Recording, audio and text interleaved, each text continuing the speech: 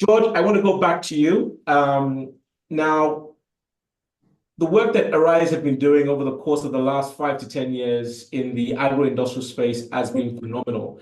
And even as we start thinking about lessons learned and perhaps where the real critical success factors are, just building on Monday's presentation about private sector-led delivery, Arise is one of the loudest voices and one of the most visible.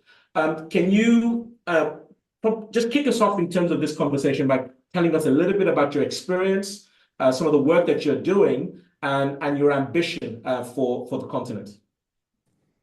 Thank you very much, Gori, and thanks for the invitation. Good afternoon. It's my afternoon. Good afternoon to everybody on the panel. Want to also stand on the existing protocols. Just quickly to go into what Arise is doing and coming into this topic.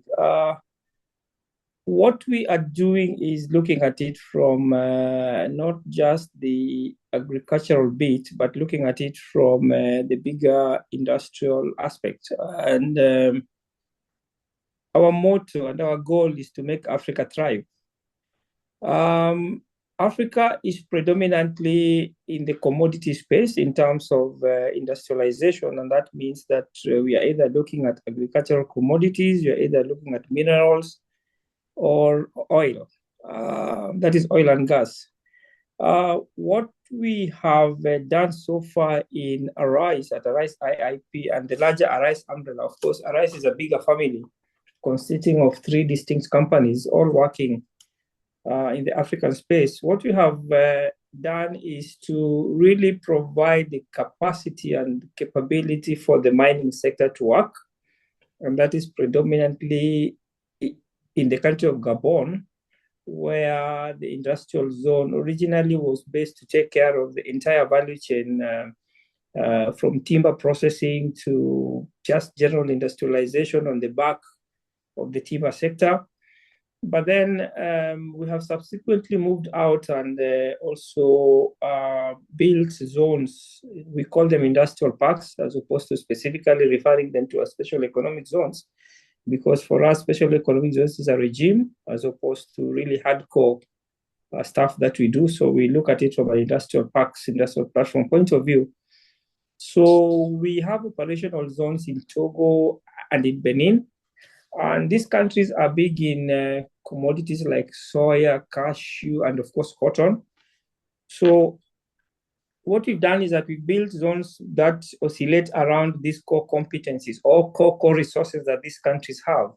And I believe this also feeds in very nicely to the agricultural aspect, although we haven't really gone into the issues of, as I can say, import substitution in terms of substituting the importation of rice, importation of wheat, importation of raw stuff that the population eat.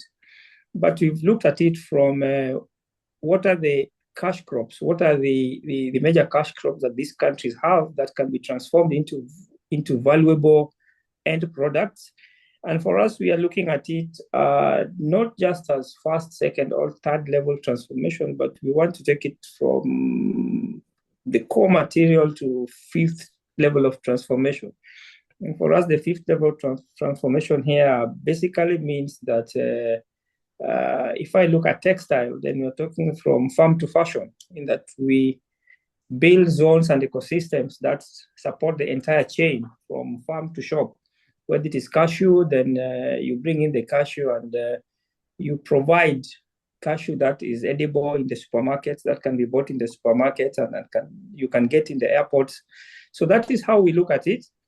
But we've also started to work with the governments and the stakeholders to be able to also see how we can transform just the entire agricultural space. And I think the work that we're doing in Nigeria, especially in the Ogun state, the industrial park we're building there, the concept is first and foremost to bring about import substitution. So in as much as we can prevent a lot of these commodities coming in the form they are in, then I believe that is a very good step forward. But we believe that for Africa to industrialize, Africa has to have core competencies in certain things. They have to have the base upon which that industrialization is anchored upon. And because, as I had said earlier, that we boast of course, in addition to the abundant population and the labor that we have commodities in terms of agricultural commodities, we have commodities in terms of minerals, and of course, oil and gas, which is ideally the strength that Africa has.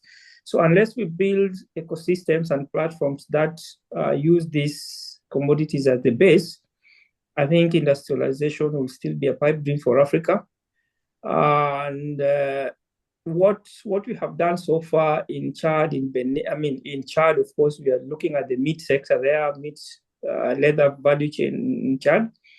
But we are present in 4 countries where we are operational. We are having construction happening in another 7 countries, that is including Nigeria, Cote d'Ivoire, Sierra Leone, Rwanda, DRC, ROC. But we're also looking at other opportunities. So just going back to the presentation that was given by the Africa Development Bank, I think that really fits into what we are doing, and areas of collaborations are in plenty. And we believe that such initiatives like this, bringing in these special agricultural processing zones, is the way forward, even if it means to create the initial industrialization base that Africa needs. I'll want to stop here. There's a lot that we can say, but maybe we'll pick up some of these issues during the panel discussions. Thank you.